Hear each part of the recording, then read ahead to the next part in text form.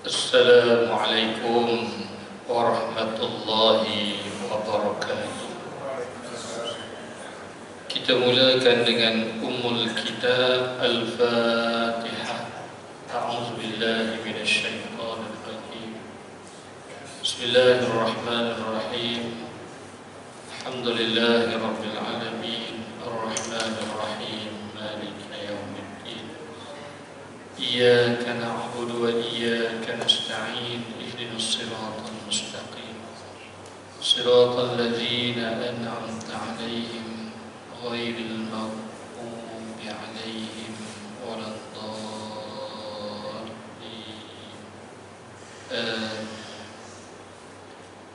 Innal hamdalillah nahmaduhu wa nasta'inuhu wa nastahdihi wa nastaghfiruh. ونعوذ بالله من شرور أنفسنا ومن سيئات أعمالنا من يهده الله فلا مضل له ومن يضلل فلا هادي له أشهد أن لا إله إلا الله وأشهد أن محمدا عبده ورسوله اللهم صل وسلم وبارك على سيدنا وحبيبنا وشفيعنا وذخرنا ومولانا محمد وعلى آله وصحبه أجمعين أما بعد. Saya hormati Al-Fadhil Tuan Imam, pengurusi dan seluruh pimpinan jawatan kuasa Takbir Surau Ar-Rawdah, pimpinan-pimpinan masyarakat, para asatidzah, tuan-tuan guru, para alim ulama, khususnya tuan-tuan para jemaah muslimin, muslimat, ibu-ibu, ayah-ayah yang dikasihi sekalian. Mudah-mudahan kita semua sentiasa dirahmati dan juga diberkati di sisi Allah Subhanahu wa Ta'ala. Alhamdulillah, pertamanya marilah sama-sama kita memanjatkan rasa syukur kita kepada Allah Subhanahu wa Ta'ala. Pada malam ni Allah masih memberi peluang dan kesempatan untuk sama-sama dapat kita menunaikan salat fardhu maghrib berjamaah surau ini, dan kemudiannya Allah bagi kesempatan juga untuk sama-sama kita berada dalam majlis ilmu kuliah maghrib kita. Mudah-mudahan kita mengharapkan adanya manfaat ilmu-ilmu yang dapat kita pelajari, dan kita mengharapkan keberkatan yang banyak di sisi Allah Subhanahu wa Ta'ala. Tuan-tuan yang dirahmati Allah sekalian, Nabi sallallahu alaihi wasallam ada bersabda dalam hadis yang diriwayatkan oleh Abu Hurairah radhiyallahu anhu. Kata Nabi sallallahu alaihi wasallam, la tushaddu rihal illa ila thalathatil masajid. Masjidil Haram wa Masjid Rasulullah sallallahu alaihi wasallam wa Masjidil Aqsa, atau kama qala Rasulullah sallallahu alaihi wasallam. Kata Nabi sallallahu alaihi wasallam, janganlah kamu bersusah-susah dalam bermusafir, dalam pengembaraan, melainkan musafir pengembaraan ketiga tempat, yaitu ketiga buah masjid yang disebut oleh Nabi sallallahu alaihi wasallam: Masjidil Haram, Masjid Nabawi, Masjid Rasulullah sallallahu alaihi wasallam yang terletaknya di Madinah, dan yang ketiganya Masjidil Aqsa. Kata Nabi SAW, kalau terpaksa bersusah payah sekalipun untuk sampaikan kita ketiga tempat ini, lakukanlah. Dan salah satu tempatnya, tuan-tuan sekalian, Masjidil Aqsa hari ini sedang dikepung, sedang diusaha untuk dikuasai dan dirampas, yang terletaknya di bumi Palestin oleh Zionis Yahudi laknatullah. Sebab itu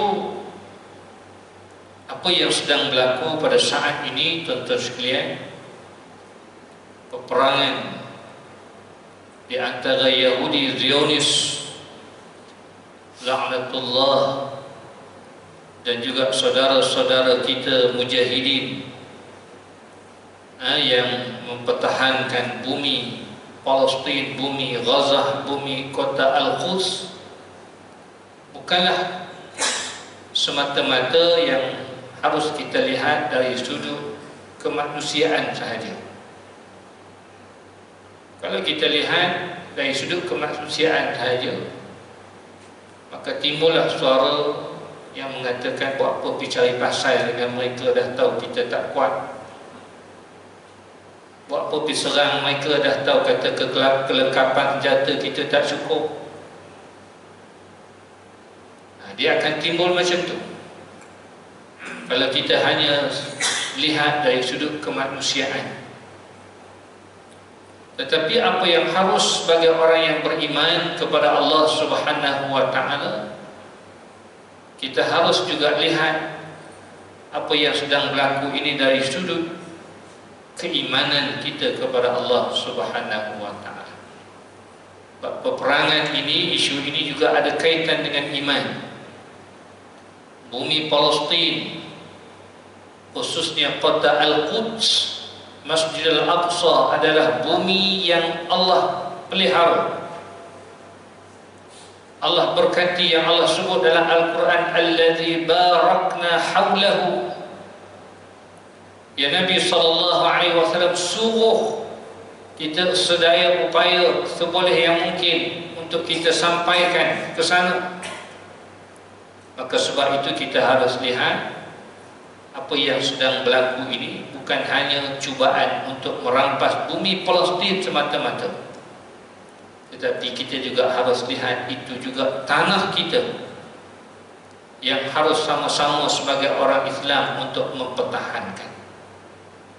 Jangan dibiar untuk dirampas dan dikuasai oleh Zionis laknatullah.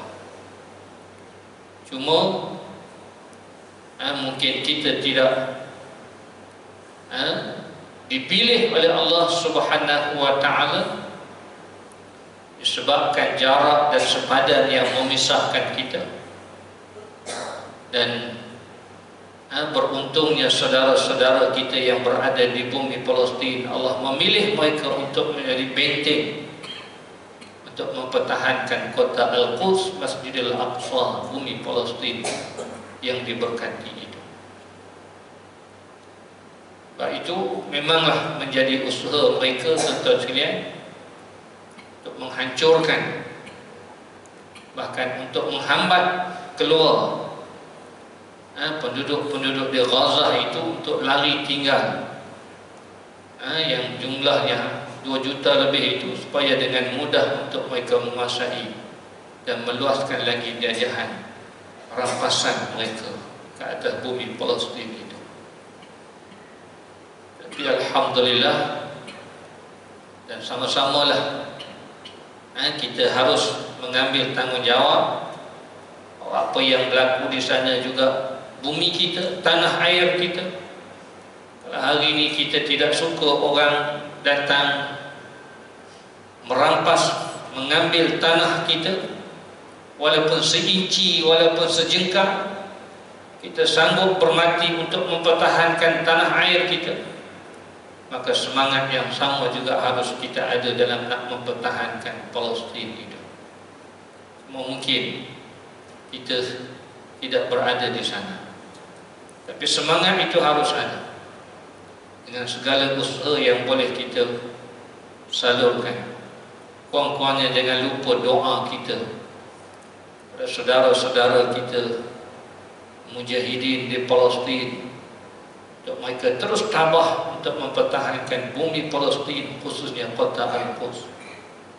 Baik itu mereka tidak pernah gentar, mereka tidak pernah gentar, dan mereka tidak akan lari walaupun rumah mereka sudah hancur, walaupun masjid-masjid telah pun diruntuh, dibom, dimusnahkan, sekolah-sekolah dihancur, hospital dibom, universiti dibom, gereja pun turut dibom. Seolah-olah sudah tidak ada peraturan dalam peperangan ini. Ininya jahatnya Zionis Yahudi laknatullah.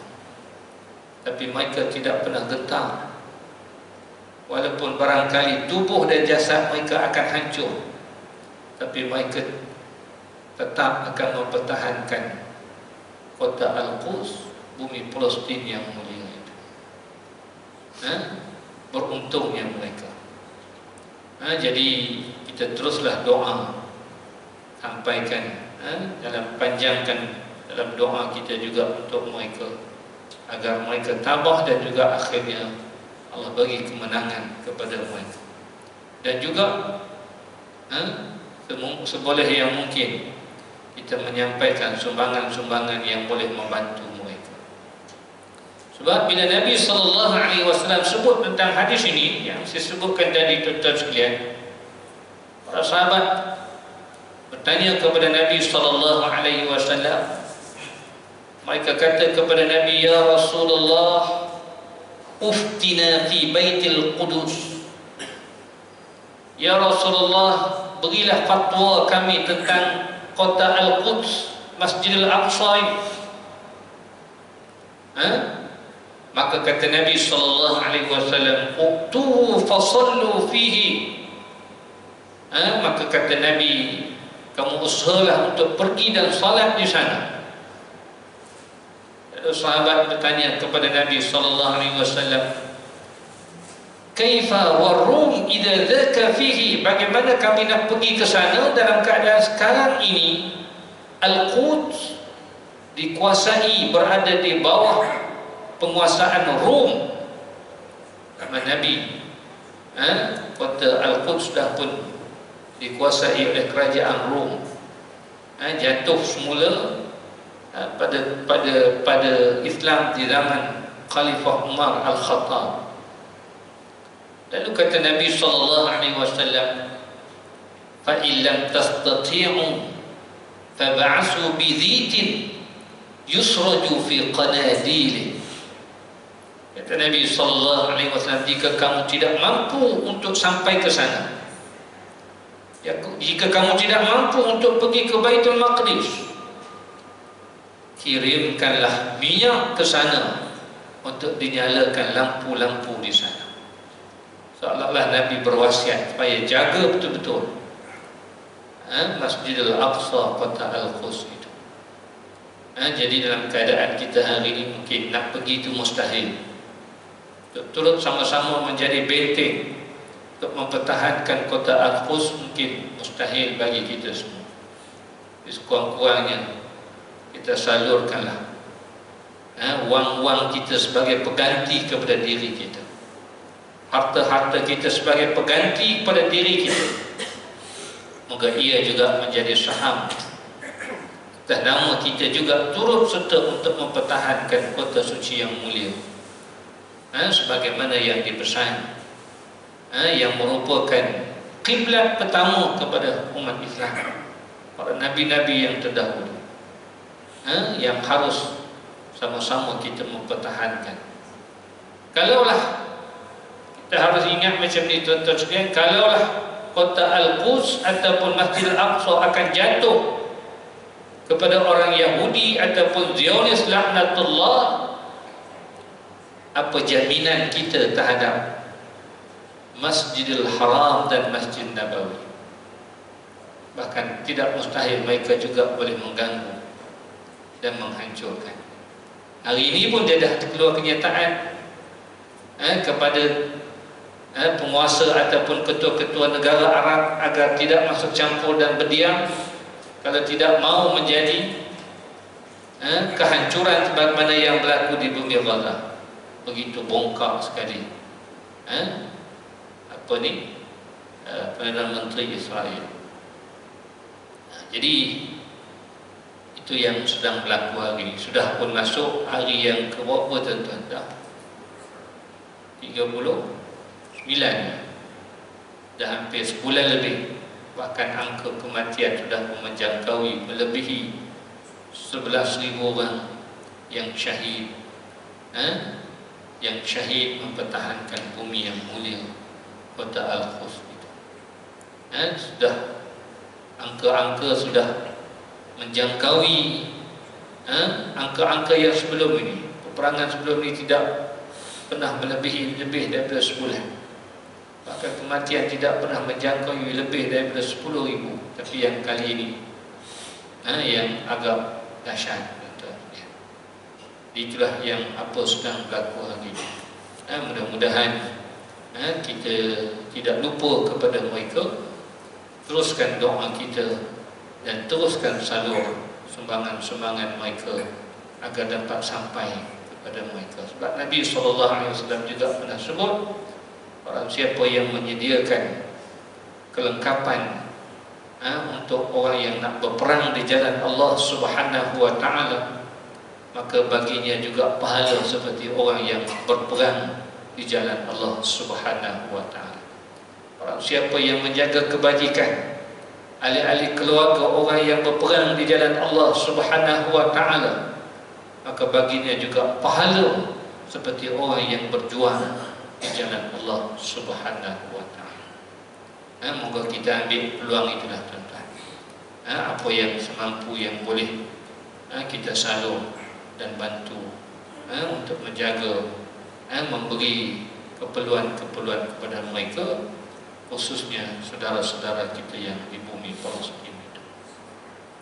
Tuan-tuan yang dirahmati Allah sekalian, insya-Allah kuliah kita pada malam ini kita akan sambung lagi perbincangan berkaitan dengan fiqh non-muslim, isu-isu yang berhubung kait hubungan dan interaksi kita dengan golongan orang bukan Islam. Kita masih lagi dalam perbincangan berkaitan dengan fiqh muamalah. Dalam dua kuliah yang lepas, tuan-tuan masih ingat kita membicarakan hukum berjual beli, bermuamalah dengan orang bukan Islam, termasuklah syarikat-syarikat Yahudi. Apa hukumnya boikot?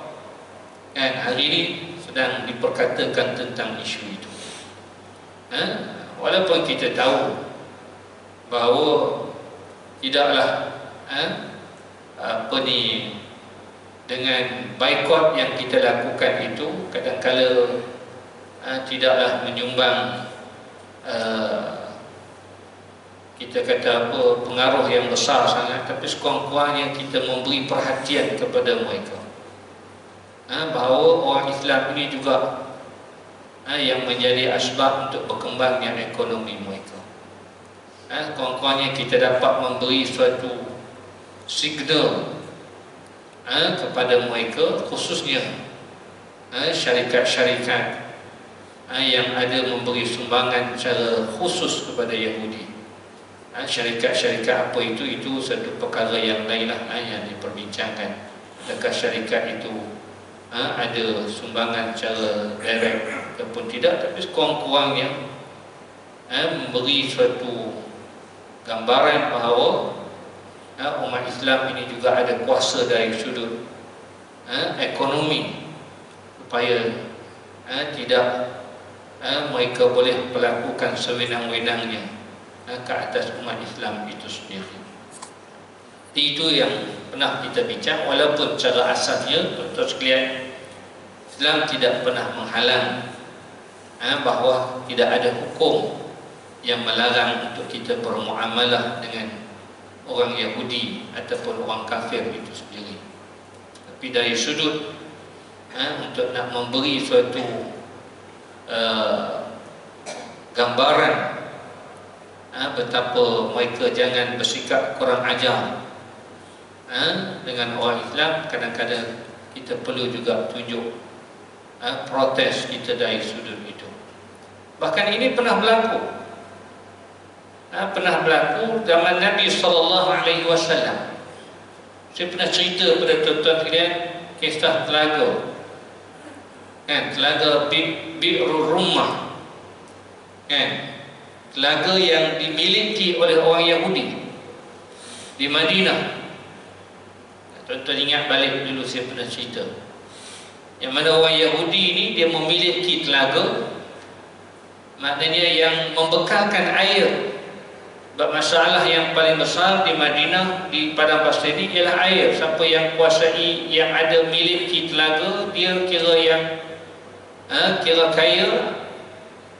Jadi oleh kerana sukar pada ketika itu untuk dapat air, bahkan air ini dianggap sebagai keperluan asas, orang Yahudi ini mengenakan harga yang tinggi pada siapa yang nak dapatkan air daripada telaga dia. Dia tahu orang lain tak ada berlaku, semua bergantung pada dia. Lalu dia mengenakan harga yang tinggi. Hingga kan Nabi SAW sebut pada sahabat, siapa yang ada kemampuan, belilah telaga untuk beri keperluan kepada orang-orang yang memerlukan air. Hingga perkara ini disahut oleh Sayyidina Uthman Ibn Affan. Cuba pergi nak tawarkan untuk beli telaga yang dimiliki oleh yang orang Yahudi itu, Bi'rul Rummah. Hari ini masih ada lagi telaga tu kalau tuan-tuan pergi ke Madinah. Cuma airnya, saya pergi dulu tak sempat masuk sebab dia dah pagar, tapi nampaklah daripada luar dalam satu kawasan ladang kelapa sawit. Sayyidina Uthman minta nak beli.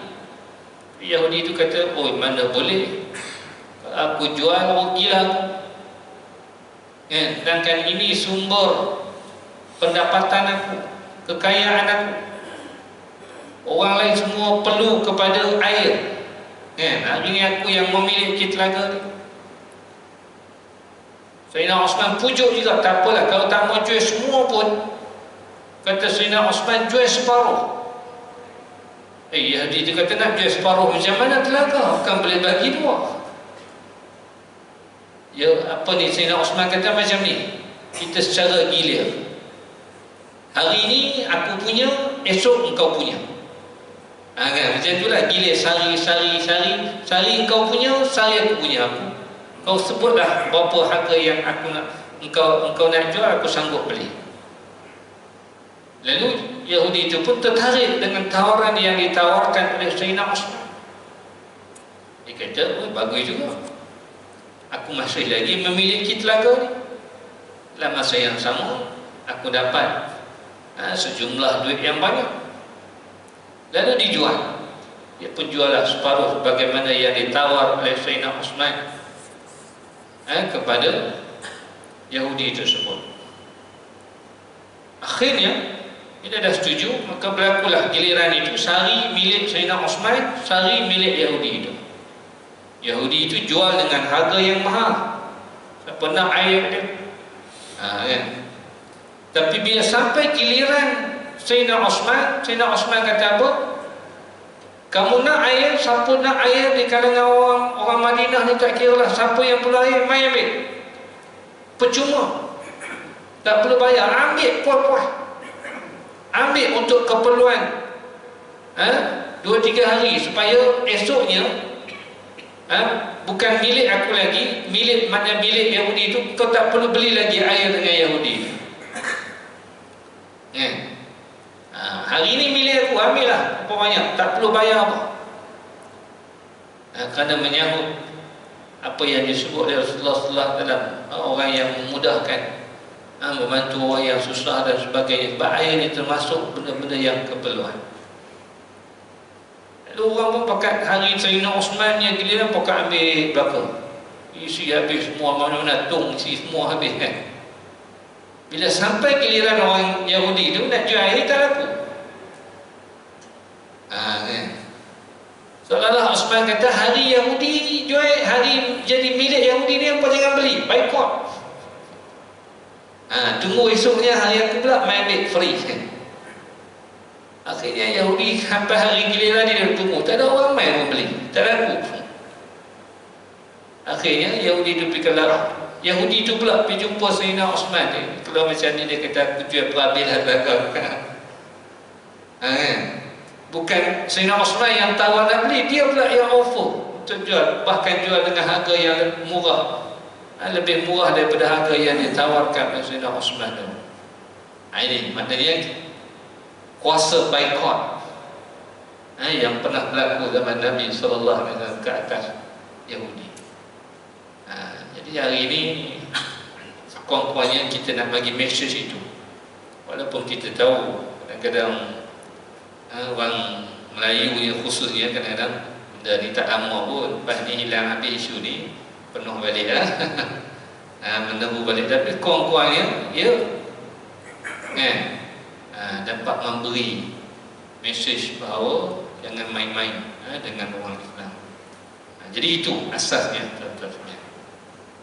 Jadi malam ni tuan-tuan sekalian, kita nak sambung sikit lagi, iaitu isu yang seterusnya ialah berkaitan dengan apa hukumnya kita menyewakan rumah yang milik kita, premis kita, kepada orang bukan Islam. Kita ada rumah, lalu rumah itu kita sewakan kepada orang bukan Islam duduk dalam rumah tu. Kita ataupun kita ada kedai, kita sewakan kedai kita itu, dijalankan perniagaan oleh orang bukan Islam, tapi kedai itu kita yang punya. Adakah dibenarkan dan dibolehkan?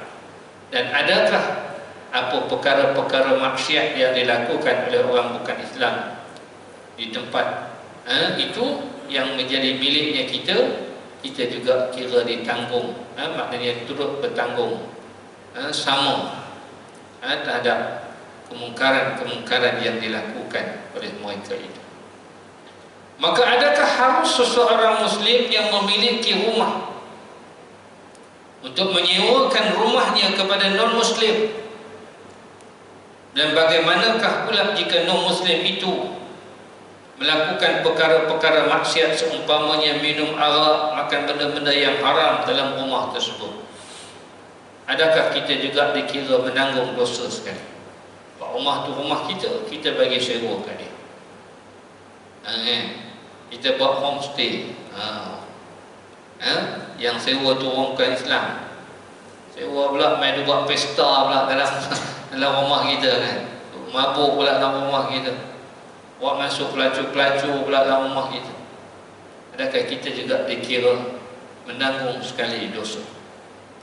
Maka dalam perkara ini, tuan-tuan sekalian, kita harus melihat beberapa perkara. Beberapa perkara, kurang-kurangnya 3 perkara yang perlu diteliti untuk kita memahami masalah ini. Yang pertama, hukum menyewa rumah kepada orang bukan Islam ataupun premis kita kepada orang bukan Islam. Pertamanya, hukum kita menyewa rumah kepada orang bukan Islam, Islam tidak punya apa-apa halangan. Tidak ada satu dalil pun yang melarang orang Islam daripada menyewakan rumah ataupun premisnya kepada orang bukan Islam, asalkan non-Muslim itu bukan termasuk di kalangan orang bukan Islam yang memusuhi Islam. Itu tak boleh lah.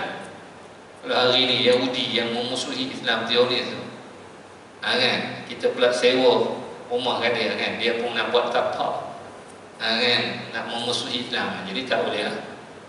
Tapi kalau dia Muslim, non-Muslim yang secara umumnya yang tidak terzahir pada dirinya untuk memusuhi Islam, maka tidak menjadi halangan, bahkan tidak ada dalil yang melarang kita untuk kita menyewakan ataupun memberi kebenaran kepada mereka untuk menduduki rumah kita.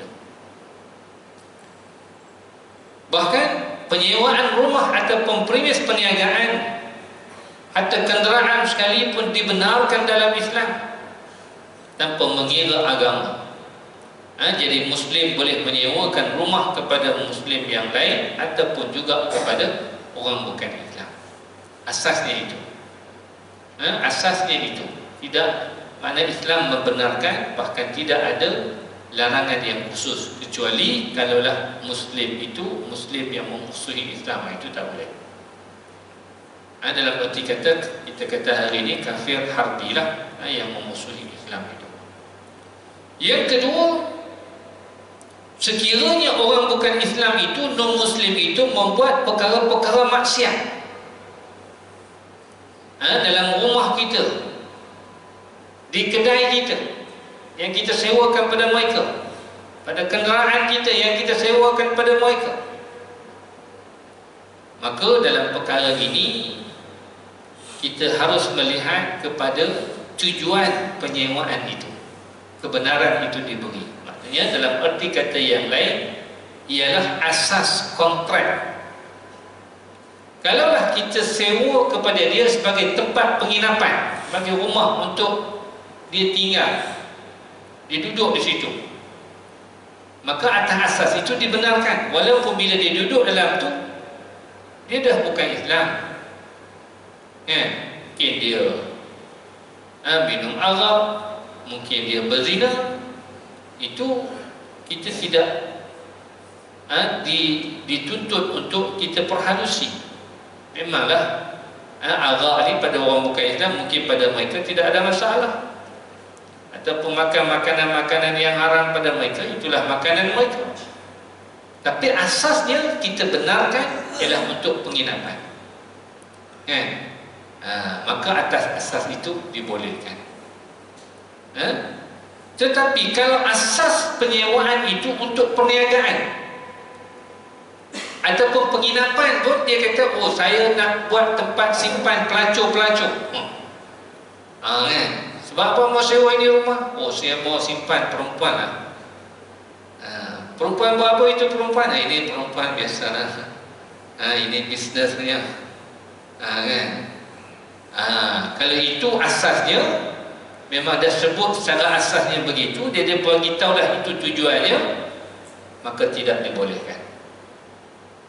Tapi kalau dia kata saya mau sewa sebab saya mau duduk sama isteri saya, anak-anak saya, kawan-kawan saya, maka itu tidak ada masalah.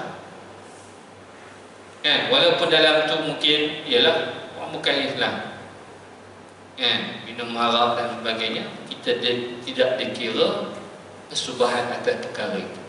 Tapi kalau daripada awal lagi dia dah bagi tahu bahawa memang saya sewa rumah ni kerana saya nak buat tempat rumah urut, rumah pelacuran, simpan perempuan simpanan, walaupun dia bayar kawat dengan harga sewa yang tinggi sekalipun, maka kita tidak boleh benarkan. Bahkan kita dikira juga bersekongkol kalau kita benarkan. Begitulah juga sekiranya rumah tersebut dijadikan tempat untuk melakukan perkara-perkara maksiat, macam kedai, seumpamanya dia memang bagi tahu dia nak buat kedai jual arak, sewa ni nak buat apa, dia sanggup bayar lebih mahal daripada orang lain bayar sewa kat kita, tapi memang dia bagi tahu dia nak buat kedai jual judi, 5-6 ekor dia, 4-6 ekor banyaklah, dia nak buat 5 pula, 5-6 ekor. Kalau itu asas kontraknya dan kita tahu atas tujuan itu, maka kita tidak boleh membenarkan premis kita itu disewa oleh mereka. Tapi atas perniagaan yang dibenarkan, maknanya atas perniagaan yang dari sudut kita nak buka kedai runcit, nak buka kedai bengkel kereta dan sebagainya, tidak ada masalah. Kita sewakan kepada mereka, dan asasnya berpegang kepada kontrak yang kita perjanjian antara kita dengan mereka. Itu juga hari ini mungkin timbul isu rumah kita buat homestay. dalam homestay itu mungkin ada orang buat benda maksiat, disewa, berlakunya penzinaan, kita bawa arak masuk duk minum dalam homestay kita, buat parti dan sebagainya. Jadi tapi benda itu mungkin dia tak cerita kat kita. Jadi untuk selamatnya kita boleh katakan buat syarat. Dan kadang-kadang kita buat sewaan ini, kadang-kadang kita boleh kenakan syarat. Kan, orang yang nak menginap di homestay ni mestilah pasangan suami isteri yang sah, tidak dibenarkan, yang tidak ada hubungan kahwinan yang sah untuk menginap di homestay ni, maknanya berlaku penzinaan dalam homestay. Ataupun makanan-makanan yang dilarang, diharam, tidak dibenarkan dibawa masuk dalam homestay kita. Kita boleh letak syarat macam kita letak syarat macam-macam, peraturan tak dibenarkan masak ataupun tak dibenarkan apa, benda itu boleh dimasukkan dalam syarat-syarat, supaya kita berlepas diri sekiranya berlaku benda-benda yang maksiat dan mungkar, kerana asasnya kita buat untuk perkara-perkara yang dibenarkan. Maka itu yang boleh kita lakukan. Dan kefahaman ini boleh dah difahami sebagaimana yang tercatat dalam kitab Ahkam Ahli Az-Zimmah. Qala syekhuna wa hadha khilafun 'indana wat taraddudu fil karahati huwa idza lam yaqud ijaratan ala manfa'atil muharramah fa amma in ajarahu iyyaha li ajli bai'il khamri aw ittiqadiha kanisatan aw bai'atan lam yajuz. Bagaimana disebut bahawa dalam perkara ini ada khilaf di sisi para ulama, dan berbolak-balik dalam kemakruhan hanya apabila tidak diangkat kontrak sewa atas manfaat yang haram. Maka adapun jika disewakan semata-mata manfaat yang haram, seumpama seperti penjualan arak ataupun dijadikan gereja, maka ia adalah tidak harus dan diharamkan. Dia bergantung kepada kontrak, dan kontrak itulah akad kita. Kalau kita angkat sebagai tempat penginapan, walaupun bila dia duduk dalam tu dia buat benda-benda maksiat, maka asasnya ialah kepada tempat penginapan. Tapi kalaulah daripada asasnya, daripada awal lagi angkat kontraknya sebagai tempat perjudian, maka dianggap sebagai tempat perjudian, maka kita juga bersekongkol. Jadi dalam perkara yang macam tu kita tak boleh terlibat turut serta. Sebab itu dalam perkara ini, tuan-tuan sekalian, dia bergantung. Dia bergantung kepada tujuan penyewaan itu. Kalaulah penyewaan itu, kebenaran itu diberikan pada perkara yang tidak haram, perkara yang harus, maka hukumnya adalah harus. Walaupun yang sewa itu orang Islam. Jangan kata orang bukan Islam. Hatta orang Islam sekalipun, kalau yang sewa kat kita, tapi dia sewa untuk buat benda yang maksiat, maka hukumnya juga sama, haram. Kita tidak boleh benarkan dan kita tidak boleh bersekongkol sekali. Bukan soal orang Islam ataupun orang bukan Islam, soalnya apa tujuan tempat itu nak digunakan. Kalau digunakan atas tujuan yang diharuskan dari sudut syarak, maka itulah akad kita dalam penyewaan itu, maka diharus dan dibenarkan untuk kita sewakan, kita benarkan premis kita, rumah kita kepada mereka. Tapi kalau untuk tujuan pada perkara-perkara yang haram, memang dah disebut secara jelas dan dia beritahu daripada awal lagi, sewa untuk tujuan-tujuan sekian, termasuklah hari ini walaupun benda itu dibenarkan dari sudut orang kata apa, dari sudut undang-undang kita. Kita ada kedai, tiba-tiba ada bank datang nak sewa, Oh, kita kata bagus ni, bank sewa mesti sewa tinggi, bayar tinggi. Lepas tu mungkin tempoh lama kita tak payah fikir pening dah nak cari penyewa yang lain. Tapi ingat, kalau bank yang datang itu adalah bank yang konvensional, yang berasaskan kepada riba, maka kita juga bersekongkol bila kita benarkan premis kita untuk disewa oleh mereka. Walaupun dari situ peraturannya dibenarkan bank konvensional untuk beroperasi, tapi ingat mereka beroperasi berasaskan sistem riba. Tapi kalau yang beroperasi itu adalah bank yang berasaskan kepada perbankan Islam, itu tidak ada masalah. Jangan kita duduk sonok je, oh sonok kedai bank sewa, tiap-tiap bulan makan sewa je. Tapi kalau bank konvensional, maka pendapatan yang kita perolehi itu juga dianggap sebagai pendapatan yang jadi itu asasnya dalam penggunaan penyewaan premis ataupun rumah yang kita ada pada orang bukan Islam. Isunya bukan orang Islam ataupun orang bukan Islam, isunya atas tujuan apa nak digunakan penyewaan itu, yang kita benarkan untuk menggunakan premis itu.